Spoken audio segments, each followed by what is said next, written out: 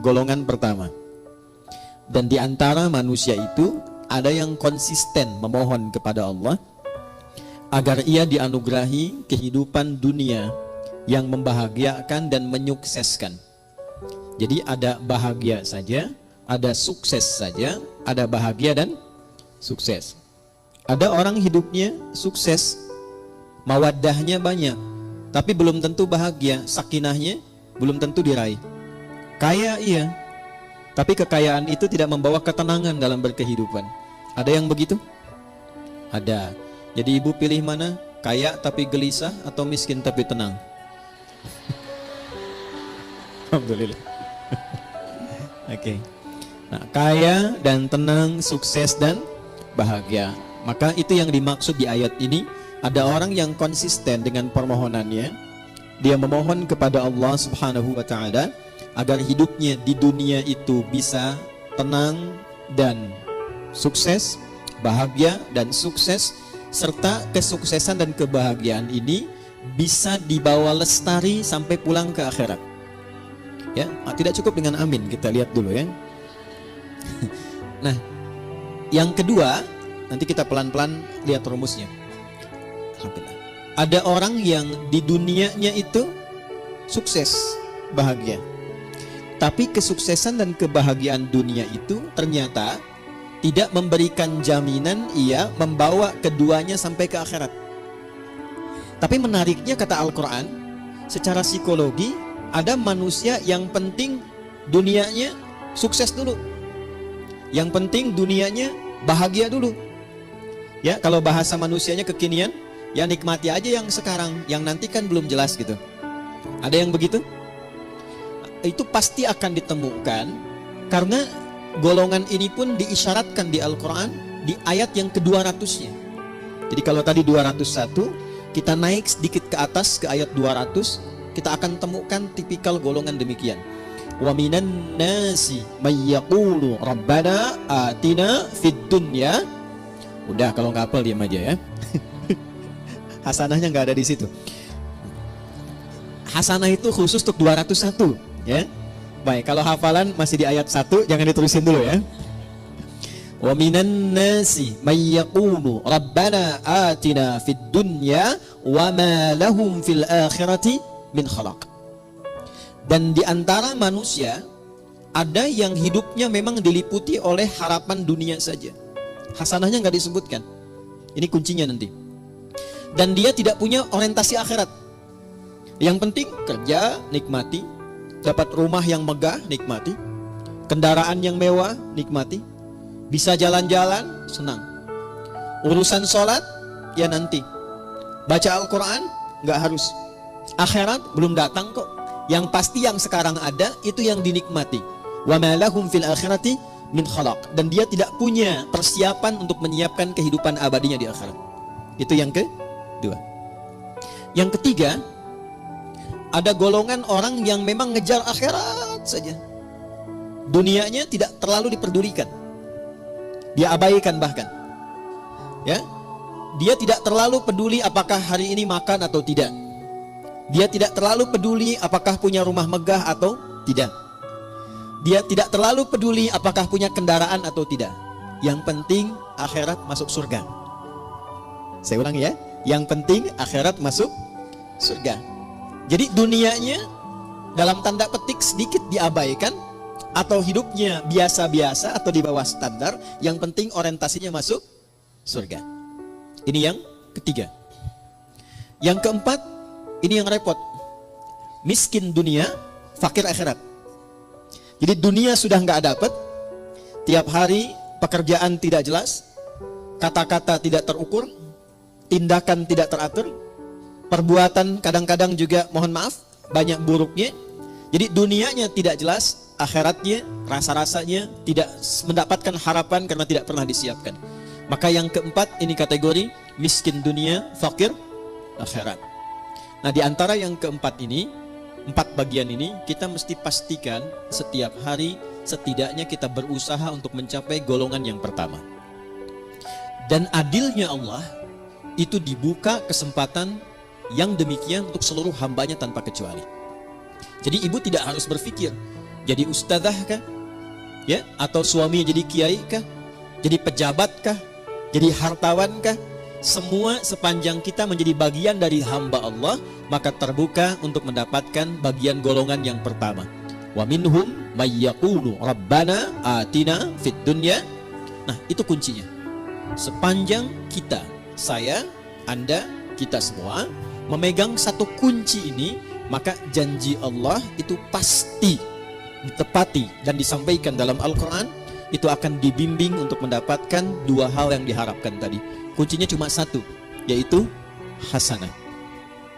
Hasanah ini bukan nama ya Bu ya. Jadi kalaupun Ibu punya nama hasanah pagi ini, tapi kalau prakteknya tidak diamalkan, itu belum tentu bisa meraihnya. Jadi ini kuncinya. Kita antarkan dulu sebentar sebelum kita mengimplementasikan atau menjalankan program kita hari ini untuk diskusi. Kita tekankan sedikit karena saya khawatir Ibu datang ke sini gitu kan. Kemudian juga teman-teman yang ikhwan bergabung, tapi datangnya tidak membawa kebahagiaan. Datang tidak membawa kesenangan. Apapun yang tidak dikerjakan dengan menyenangkan, itu tidak akan melahirkan hasil yang maksimal. Ibu kalau masak, hatinya nggak tenang. Masakannya enak nggak? Nggak. Ngantarkan anak, situasi hatinya nggak tenang. Enak nggak? Tidak. Karena itu Islam selalu mengajarkan, selalu hadirkan kesenangan, kebahagiaan dalam semua aktivitas yang dikerjakan. Termasuk sholat. Termasuk baca Al-Quran. Ya, usahakan kalau ngaji itu hatinya tuh disenangkan dulu, ditenangkan. Beda kalau sedang gelisah kemudian ngaji, itu rasanya nggak akan enak. Ayat-ayatnya nggak akan nyampe ke kolbu. Baru masuk sedikit di lisan, sudah berhenti lagi. Masuk, berhenti lagi. Karena itu rumusnya, yang pertama kata Al-Quran, saya agak sedikit percepat untuk menyampaikan pada inti diskusi kita. Wa minhum may yaqulu rabbana atina fid dunya. Nah ini, nggak pakai alif lam ya. Tidak menggunakan alif lam. Artinya nakirah, general, terbuka untuk siapapun dalam suasana apapun. Adilnya Allah, Rahman dan Rahimnya Allah. Allah menginginkan semua hambanya tanpa kecuali. Baik laki-laki, perempuan, tua, muda, besar, kecil, keadaan sosial apapun menurut manusia pada umumnya, kata Allah, ia punya kesempatan yang sama untuk sukses dan bahagia dunia sampai akhirat. Jelas sampai sini? Baik. Apa itu hasanah? Ya. Ada yang tahu hasanah itu apa? Ya. Ya itulah ya. Baik. Satu, paling gampang dulu ya, pelan-pelan. Hasanah itu sifat dari karakter ihsan. Nanti satu kata. Akar dasarnya itu hasuna, hasan. Nanti kegiatan untuk mendapatkan itu disebut ihsan. Ahsana yuhsinu. Nah, akumulasi karakternya, sifatnya, atau bahkan value hasilnya, itu disebut hasanah namanya. Jadi kalau kita mengerjakan sesuatu dengan sifat ihsan, nah itu hasilnya disebut dengan hasanah. Saya ulang ya. Kalau kita mengerjakan segala hal dengan sifat ihsan. Sifat ihsan. Ini, ihsan.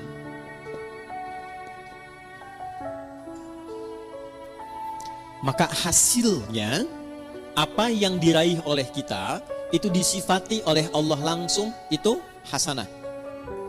Contoh, saya mau minum, fungsi minum itu menghilangkan haus. Jadi kalau ibu minum pakai tangan kanan, pakai tangan kiri, haus tetap hilang. Sepakat? Baik. Tapi kalau kita minum menggunakan sifat ihsan, maka perbuatan minum ini seketika dinilai oleh Allah berubah menjadi hasanah namanya. Jelas sampai sini? Baik.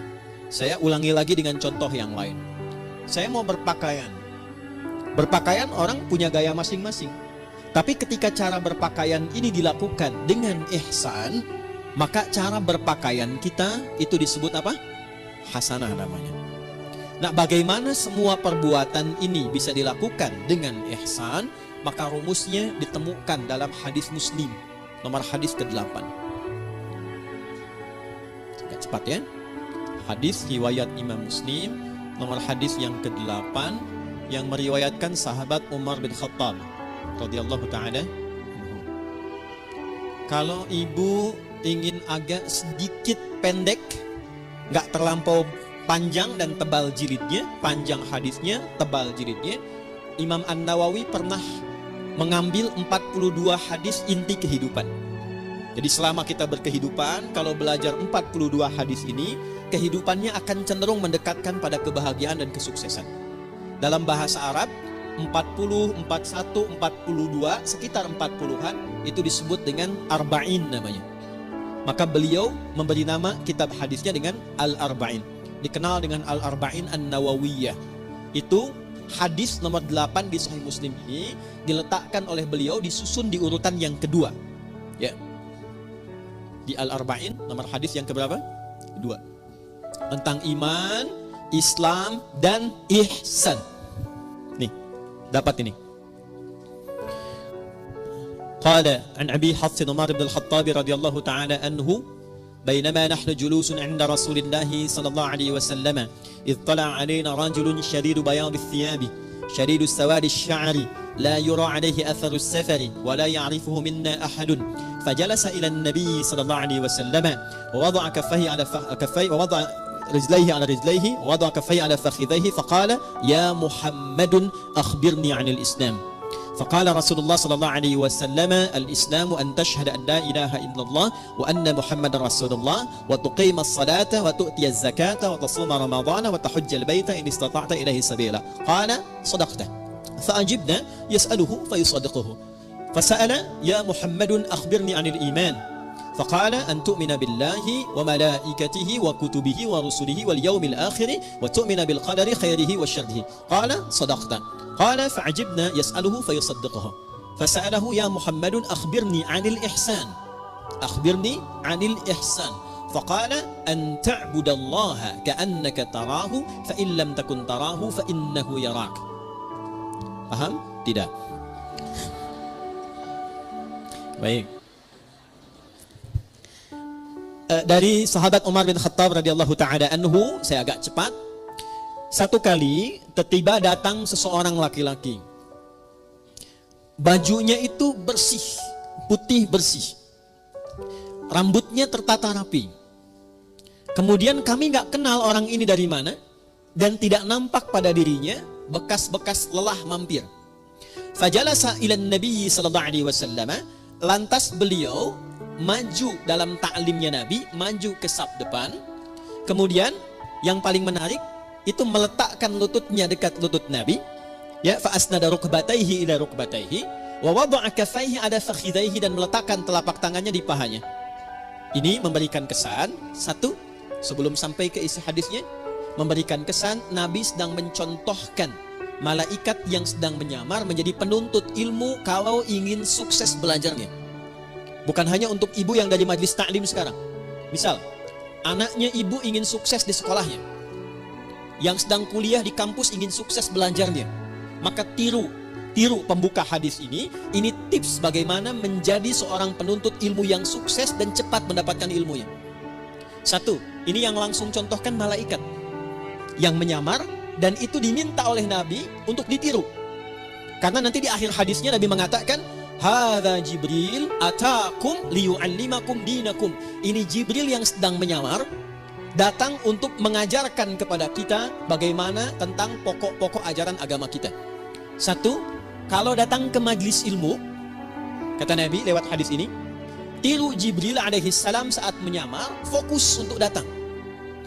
Pertama, kenakan pakaian terbaik supaya nyaman. Jadi kalau sejak saat akan berangkat itu kita sudah menyiapkan diri, mengenakan pakaian yang rapi, jadi kerapian itu menunjukkan kesungguhan. Satu.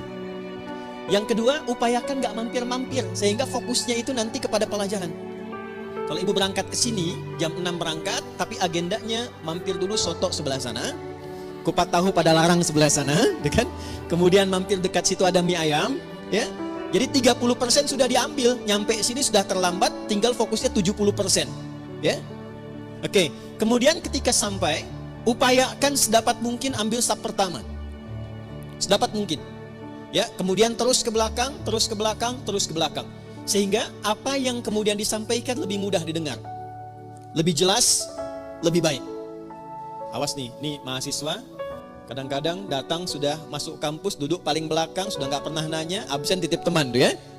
Nah, itu bukan tipikal seperti yang diinginkan hadis ini. Kalau ingin sukses, ambil akses yang memudahkan kita untuk mendapatkan informasi.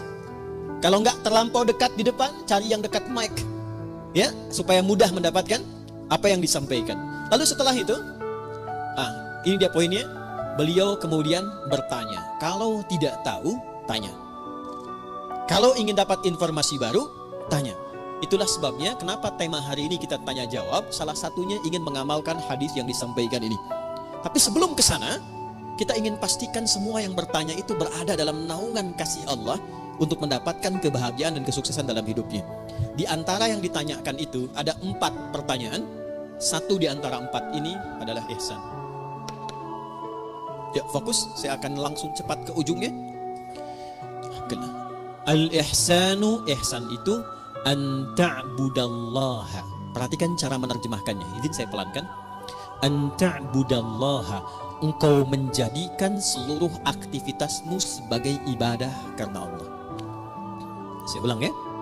Sebab nanti kalau cuma lihat terjemahan, artinya menjadi begini, engkau menyembah Allah. Itu tekstual. Sedangkan penjelasan detailnya, ya, kalau kita keluarkan kata per kata dan rumus bahasa Arabnya, itu menjadi begini terjemahan tafsirnya. Engkau menjadikan seluruh aktivitasmu sebagai ibadah karena Allah. Dulu 1 poinnya. Jadi bukan cuma sholat saja. Makannya, jadikan ibadah karena Allah. Berpakaiannya, jadikan ibadah karena Allah.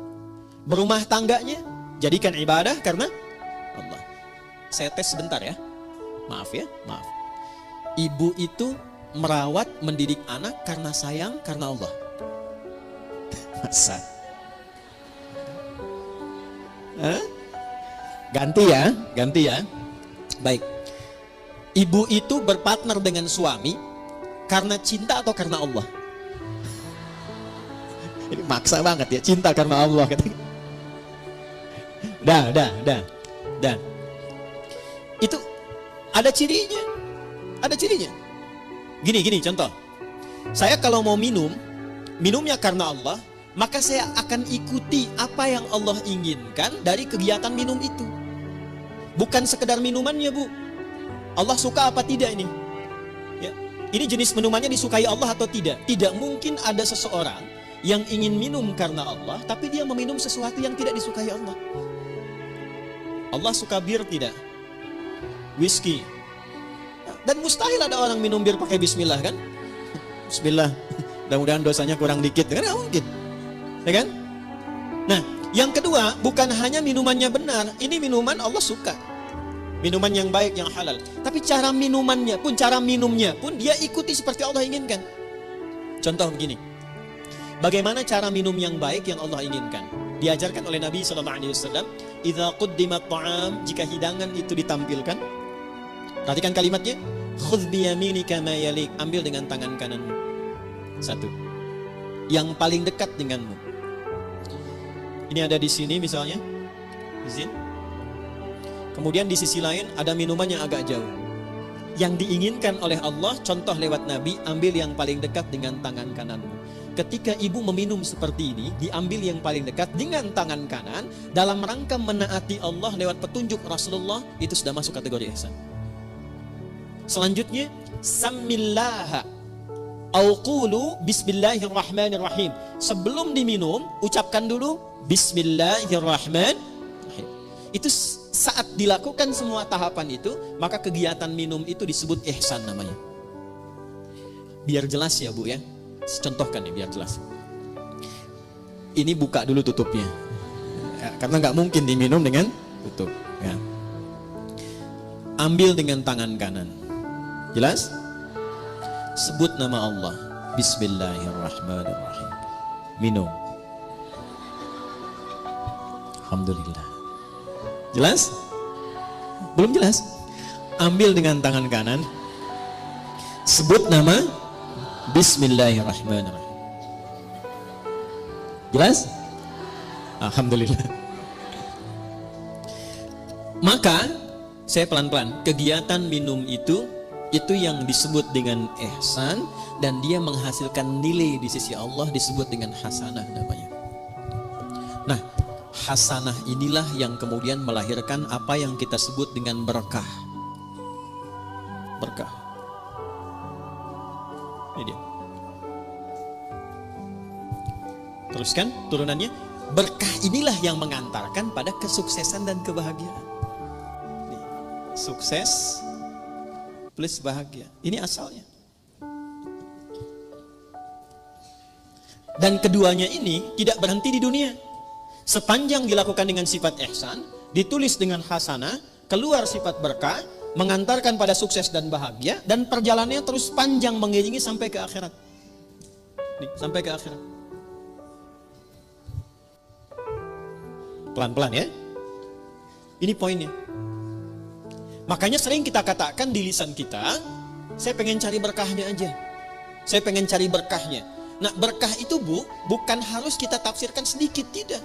Bisa banyak. Bahkan kalau kita lihat bahasa Al-Quran, lafaz berkah dalam Al-Quran itu yang paling menarik ketika benar dikerjakan dengan sifat ini, itu dijamak akan bentuknya. Bentuknya jamak. Yuk, saya gali dengan cepat sedikit ya Bu ya. Pelan-pelan lihat rumusnya sini. Pekerjaan dikerjakan dengan apa tadi? Nah, rumus untuk menjadi ihsan itu rumusnya 2, iman plus takwa.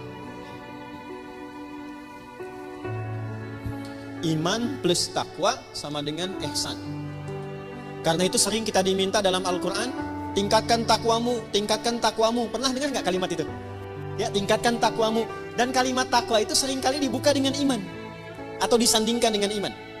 Ali Imran ayat 102, ya ayyuhalladzina amanu taqullaha haqqa tuqatih. Iman dan takwa, iman dan takwa. Kenapa kita diminta beriman dan bertakwa? Supaya muncul karakter ihsan. Kenapa bisa menjadi ihsan? Supaya mendapatkan hasanah. Kenapa hasanah penting? Supaya meraih berkah. Kenapa berkah penting? Supaya harapan kita terkabulkan. Semua pekerjaannya sukses, hasilnya membahagiakan. Dan jaminannya bukan cuma di dunia, akan wafatnya juga diberikan kedamaian. Di alam kuburnya diberikan keberkahan. Di akhiratnya dibuka keberkahan. Jadi kalau sudah muncul iman takwa, lahir ihsan, itu keberkahan dibuka di langit dan di bumi. Saya ulangi, di langit dan dibuka, di langit dan di bumi itu dibuka. Ada di Quran surah ke-7 ayat 96. Rumus ini ada di Quran surah ke-7 Al-A'raf ayat 96. Yuk kita lihat pelan-pelan. Walau anna ahlal qura, buka mushafnya, amanu iman, wattaqau taqwa, la fatahna alaihim barakatin, berkah jamak sifatnya. Lihat ayatnya. La fatahna alaihim barakatin minas sama' langit dan bumi. Ada ayatnya? Quran surah 7 ayat 96. Walau anna ahlal qura amanu wattaqau la fatahna alaihim barakatin minas sama'i wal. Ada ayatnya? Nah, oke. Sudah? Pelan-pelan. Jadi ketika ayat itu diturunkan kepada Rasulullah SAW, yang diinginkan bukan sekedar jadi bacaan. Kita baca dapat pahala insya Allah. Dapat pahala. Dan pahalanya pun disebut hasanah. Tapi kalau kita amalkan isinya, nah amalan itulah yang menjadikan kita mampu meraih keberkahan. Sehingga keberkahan ini mengiringi kesuksesan dan kebahagiaan yang kita harapkan dalam berkehidupan di dunia. Jadi kalau ayat rumah tangga dibawa ke rumah tangga, dipraktekkan dengan sifat ihsan. Suami menjadi suami dengan sifat ihsan. Istri mempraktekkan ayat Quran dengan sifat ihsan, maka kehidupan rumah tangga akan cenderung mendapatkan berkah. Berkah itulah yang mengantarkan pada kebahagiaan dan kesuksesan. Itu dibawa pulang sampai ke akhirat.